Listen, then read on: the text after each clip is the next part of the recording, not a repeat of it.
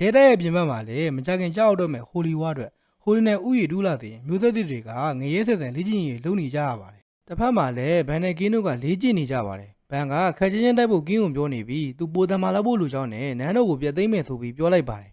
ကင်းကကိုကိုပဲအမြဲကြီးတဲ့ဘန်လူစီကဒီလိုစကားမျိုးထွက်တာမျိုးနိုင်ဖြစ်ကဘန်ကနန်းတော်အောက်မှာဝတ်ထားတဲ့ Tournament of Thanatos ကိုသူလိုချင်ကြောင်းပြောလိုက်ပါတယ်ထိုရနဲ့ပဲနဖျားတွေကိုဆက်သွယ်ကသူချေရတဲ့ကင်းရဲ့ညီမအီလိန်ကိုပြန်သွင်းခိုင်းမယ်လို့ပြောလိုက်ပါတယ်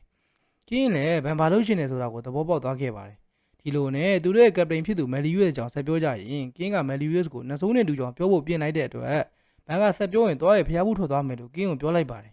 ကင်းကသူပြောတာအမှန်ပဲလို့ပြောလိုက်ကဘန်ကသူတို့ရဲ့ကပတိန်ကထိုနှစိုးဝင်နဲ့လာလာမမတူကြောင်ပြန်ပြောလိုက်ပြီးကပတိန်ကခက်ခဲဘဝကိုဖျက်ဆီးခဲ့ရဖြစ်ကြောင်းပြောလိုက်ပါတယ်ဇလန်အဆုံးသက်မှာတော့မယ်လီယူကနှစ်ပေါင်း3000လုံးခဏခဏဖြစ်နေတဲ့ဒီမပြည့်ပြည့်သေးတဲ့ဟိုလီဝါကိုသူအဆုံးသက်ပေးမယ်ဖြစ်ကြောင်းပြောလိုက်ရင် The 7th Deadly Sin Episode 13ကတော့ဒီမှာပဲအဆုံးသက်သွားခဲ့ပါတယ်